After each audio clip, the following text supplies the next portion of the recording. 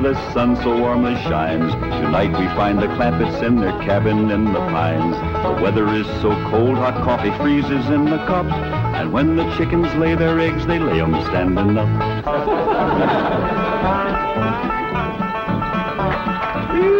Doggy's gonna be a cold one tonight. Somebody better get ready to fry that sun up in the morning to get it started. Yeah, sure we'll be glad to get back to that nice warm mansion in Beverly Hills. It ain't no fun sleeping on this cold, hard floor. That's a fact. You think that's bad? You ought to try sharing a room with that wild daughter of yourn. Well, leastways, you got a bed. That ain't a bed. That's a nest, a roost, and a den and a hutch all in one. Is them animal friends of Ellie's still coming in at night, Granny? Everything that can get through the window. Why don't you shut the window? Because I can't sleep without fresh air. Especially with that third party in bed with us. What third party? Ellie, can you come out here and bring your friend with you? Yeah, Granny? Don't you worry about it, Granny. I'll chuck it out. Whatever it is, you gotta get your sleep. Did you ask, Granny? Your pa wants that polecat. Give it to him. Now, wait a minute. Don't point that thing at me. You don't want to get drove outdoors on a night like this. Well, don't you want him, Pa? I just want to say that Granny'd appreciate it if he'd have this little fella sleep with his own family. All right, I'll go get the others in. Oh, no, outdoors with his family. Otherwise, when we go to California, they might not take him back in. And if a skunk ain't welcome with his own family, he just about ain't got nobody to turn to. All right, I'll put him out the window. Uncle Jed, why can't we go back to Beverly Hills right away? Reckon we can tell him the truth, Granny? I reckon he's big enough. Well, you see, we promised your ma we'd stay here and help her till she gets herself married to Mr. Brewster. Well, how long will that take? Well, it hadn't ought to take long. She's got him boarding in your room now where she can get at him. Pearl told me tonight's the night. She's gonna feed him into a stupor, then set him in the parlor and sing to him until he proposes. That's a powerful combination. Pearl's cooking and singing. Yeah. If he can get got, Pearl will get him. Ain't that a precious picture? Niagara Falls, where the honeymooners go. Understand they're having special winter rates there now. I think I'd better turn in. I've got to get up awfully early. No. You sit down and relax. Jeffreen and me's got a special surprise for you. It isn't food, is it? Food for the soul and the spirit. Music. What would you like to hear? Oh, anything you'd like to sing. Well, I'll just pick out something at random. Let's try this, Jeffrey.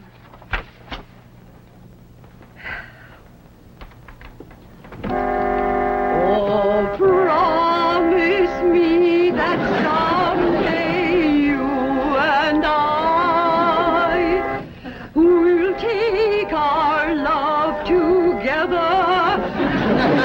to some sky where we can be alone and faith renew.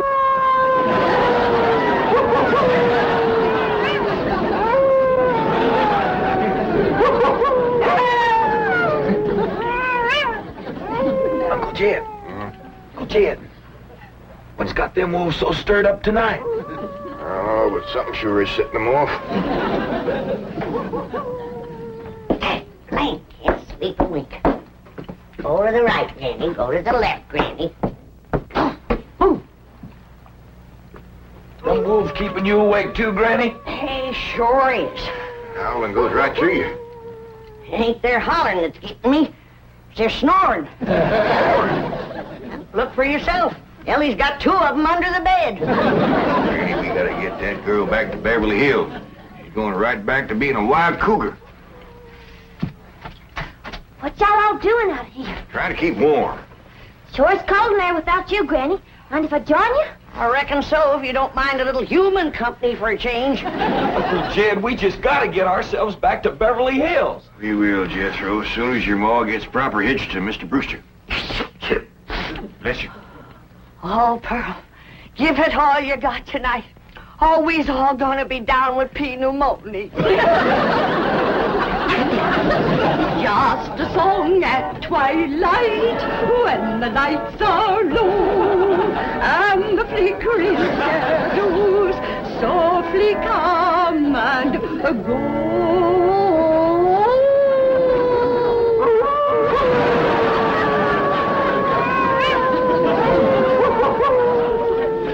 Home joys divine, home joys so pure, love ever faithful and love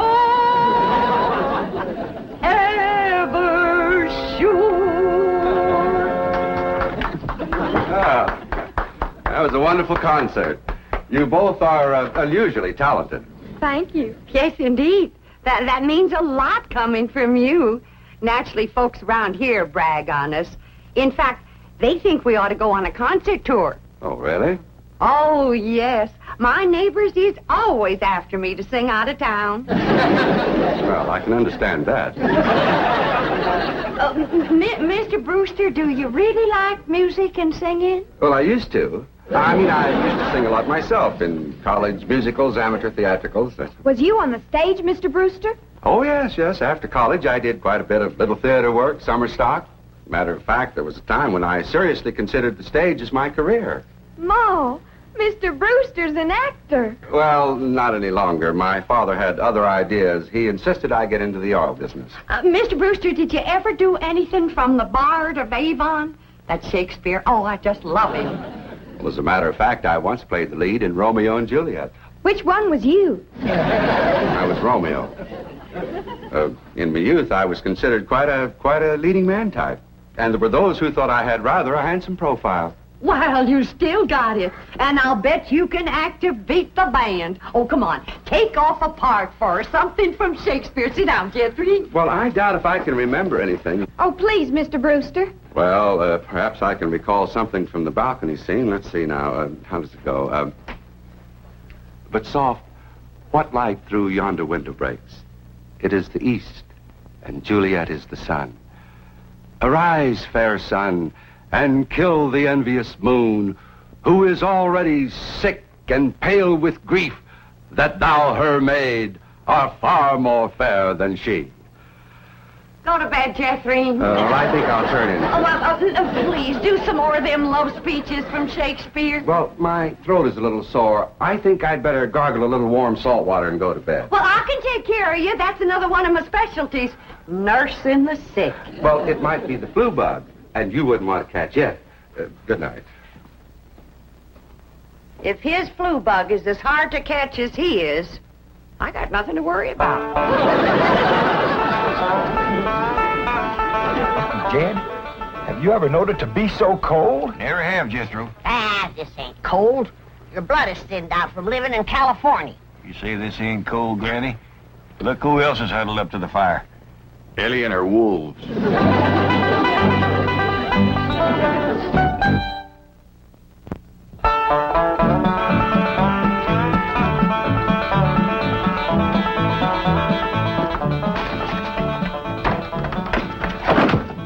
Still cold this morning, Granny. Cold? You call this cold? Why, I remember a winter morning that was so cold that when I went to milk the cow, the milk froze before it hit the pail. I had to break it off in sticks. Yes, sir. I carried a double armful of milk in and never spilt a stick. Gee, Granny, how'd you drink it? Bite on it? Nope. But you did. You're in a right good mood this morning. Jed, I got a feeling in my bones that Pearl got him last night. Oh, I seen Mr. Brewster's car coming down the road, and Aunt Pearl's with him. I told him, my bones is never wrong.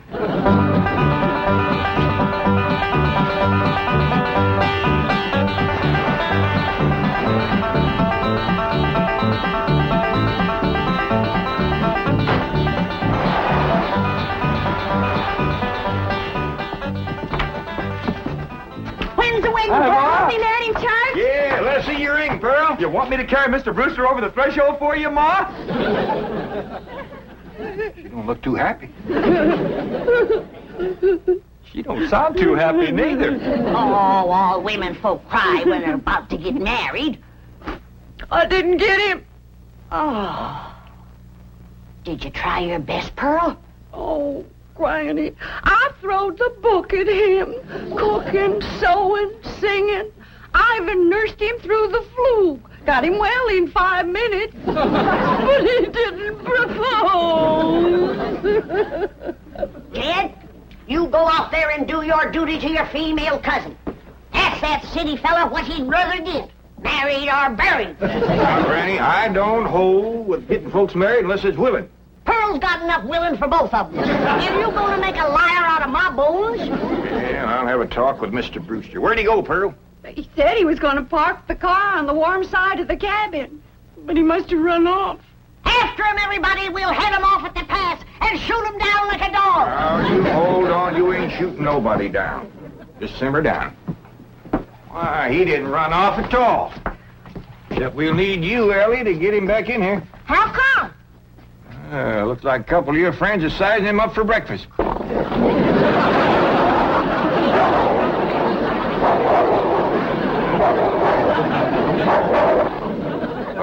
in all sincerity, Mr. Clampett, your cousin Pearl is a very remarkable woman. It's just that, well, I don't want to get married. Oh, I understand that, Mr. Brewster, and I thank you for speaking the truth like a man, but my cousin Pearl has got herself a problem. Oh, what's that? Well, ain't no secrets in the hills, and everybody's dog knows that you've been boarding with her over at her place, and they all know she's had her cap set for you. And, well, I ain't blaming you, Mr. Brewster. Jed? Did he say yes? Can we come out now? Not yet a while, Granny. Well, if you're too chicken to shoot him, Ellie's got her wolves standing by. Mr. Brewster, in order to save my cousin Pearl from shame, I'm going to ask you to do me a big favor. Anything I can do. I want you to propose to her in front of somebody. But, And let her turn you down, of course.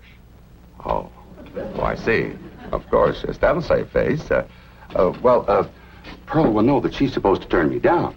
Oh, sure, we'll have an understanding with Pearl. Now, the one I think you ought to propose in front of is Elverna Bradshaw. You know, Mr. Clampett, this idea of yours is quite inspired. Oh, just a notion. You see, Elverna is the biggest gossip in the hills. No, really, it's brilliant. It combines drama, pathos, suspense. It has a happy ending. Great third-act curtain. It's real theater. Of course, you'll have to be convincing, so Elverna will... Convincing? Why, I'll give a performance that the people of these hills will remember as long as they live. Well, just so that... When Pearl Bodine turns down my impassioned proposal of marriage, there won't be a dry eye in the house. Elverna, don't cry easy. Oh, well, now, surely you're not going to waste this dramatic scene before just one person. Well, I reckon Elverna's daughter... I've got it. I've got it at the movie house where Pearl plays the piano. You want to propose there? Well, it's perfect. Everybody in town will see it.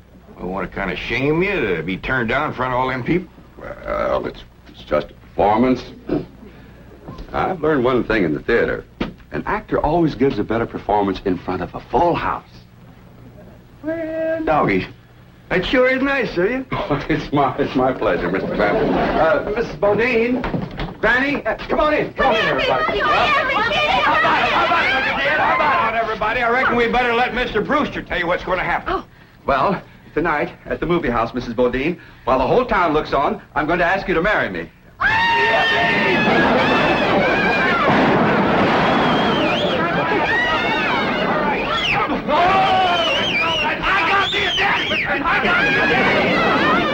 This calls for a whopping big snort. Now, will y'all quieten down, everybody, until you hear the rest of the story. Now, Pearl, when Mr. Brewster asks you to marry him, you're going to say no. Not unless I'm as drunk as you are.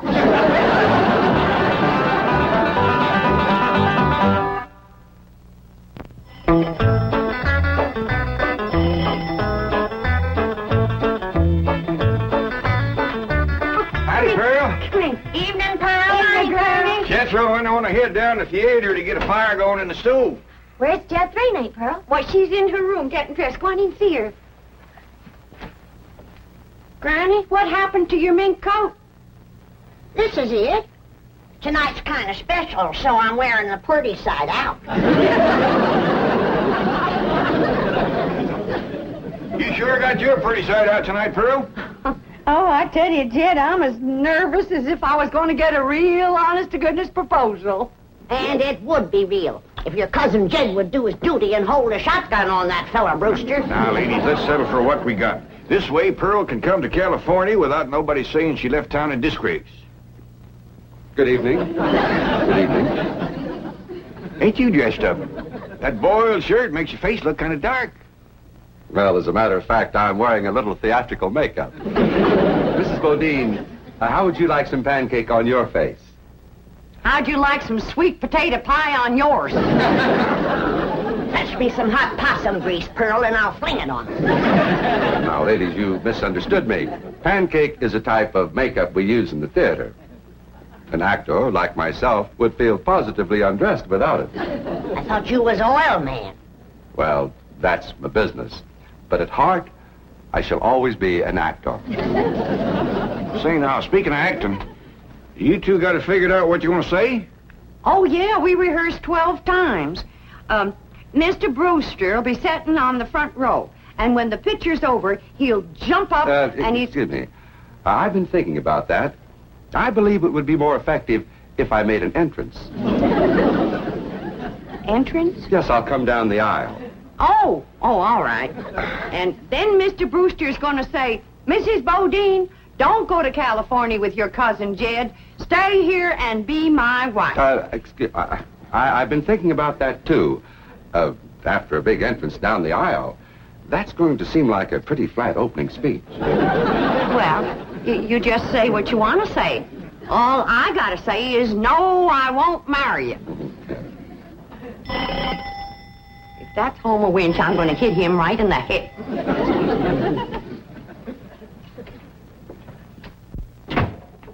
Good evening, Pearl. Brenda Bradshaw, what are you doing here? Well, you and me being such close friends, I just thought I'd offer to play Piany for you at the theater tonight. Why? Surely you're not going to show up and have folks whispering behind your back all during the picture. What in the world would they be whispering about? Pearl, I'm your best friend. You don't have to pretend with me. The whole town knows how you've been flinging yourself with that boarder of yours. For your information, Alverna Bradshaw, Mr. Brewster proposed to me 12 times today, and 12 times I turned him down. Is that why he give you this here mink coat? 'Cause you turned him down? This here mink coat was given to me by my niece, Ellen May Clampett. Oh, Pearl, I keep telling you, you don't have to pretend with me. I'm your best friend. When Alverna Bradshaw is your best friend, you're up to your eyeballs in enemies. Mr. Brewster, if you was to go in there now and propose in front of Alverna, you could save yourself a trip to the theater. And the news would get around a heap quicker. You don't understand, Mr. Clampett. An actor needs an audience. Alverna, if you don't mind, I'd like you to get out of my coat and out of my house. I'm going to be late for the theater. Pearl, take your best friend's advice and sneak out of town quietly. You can depend on me to smooth everything over. Thanks for nothing.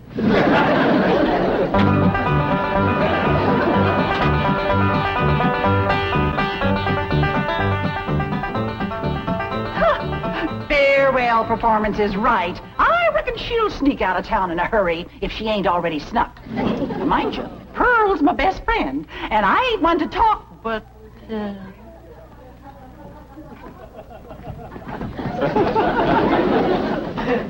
Good evening, lady. You too, Alverna.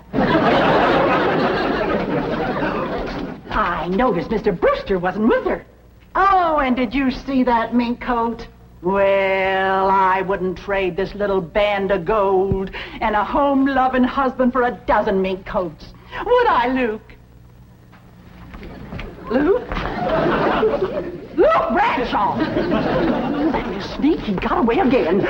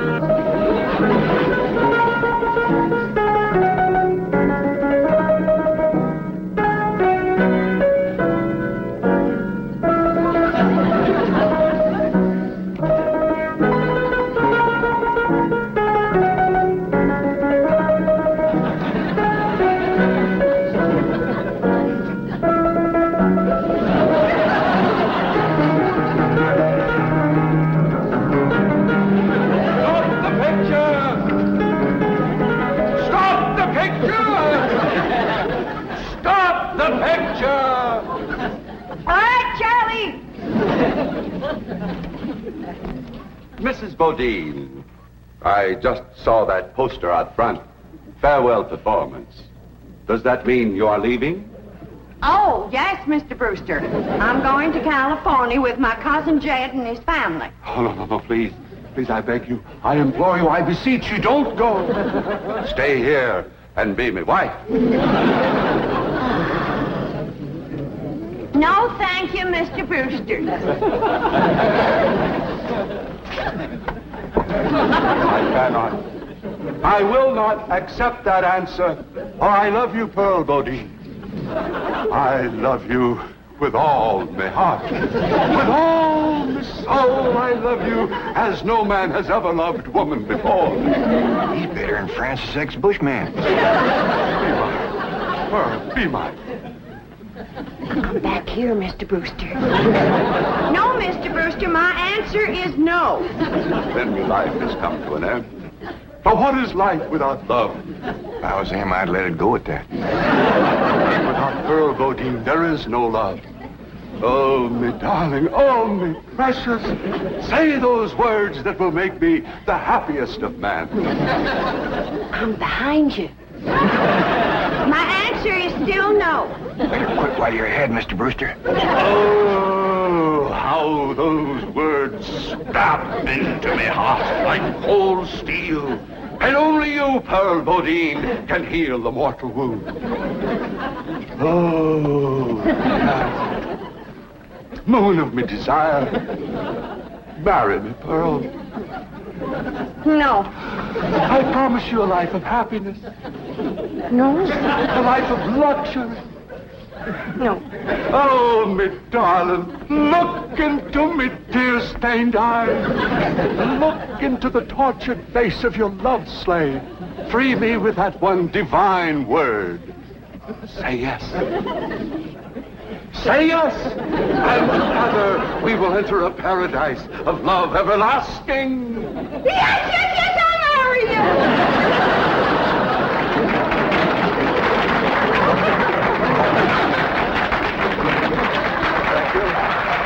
Thank you very much. Did you say yes? Yes. Go ahead and said yes. I was ready myself.